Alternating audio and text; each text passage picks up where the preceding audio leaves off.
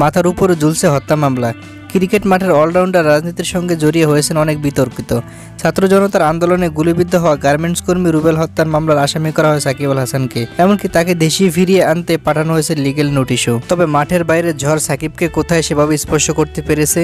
পাকিস্তানের বিপক্ষে প্রথমবার টেস্ট জয়ের পথে গুরুত্বপূর্ণ ভূমিকা রেখেছেন এই টাইগার অলরাউন্ডার। চাপহীন থেকে সাকিবের এমন পারফরমেন্সের রহস্য কি তা জানালেন অধিনায়ক নাজমুল হোসেন শান্ত। সাকিবের পারফরমেন্স প্রসঙ্গে ম্যাচ শেষে সংবাদ সম্মেলনে নাজমুল হোসেন শান্ত বলেন, যতটুকু বুঝি সাকিব যখন দেশের জন্য নামেন তখন অনেক নিবেদিত একজন মানুষ তিনি। দলের জয়ের জন্য যা যা করা দরকার ব্যক্তিগত জীবন একদিকে সরিয়ে রেখে দলের জন্য কিভাবে ভালো করতে পারেন সেদিকে ফোকাস করা, দলের জুনিয়র ক্রিকেটারদেরকে কিভাবে সহায়তা করা যায় সেদিকেও খুব ভালোভাবে ফোকাস রাখেন সাকিব আল হাসান। সাকিবকে নিয়ে শান্ত আরও বলেন, যেমনটি বলছিলাম খুবই একজন নিবেদিত মানুষ তিনি। এরকম অবস্থা থাকার পরও পারফরমেন্স করা, দলে ইনপুট দেওয়া, বিশেষ করে বোলিংয়ে অসাধারণ। আমার মনে হয় তার কাছ থেকে এমন আশা করি সামনের ম্যাচগুলিও তিনি আরও খুব বেশি ভালো করবেন।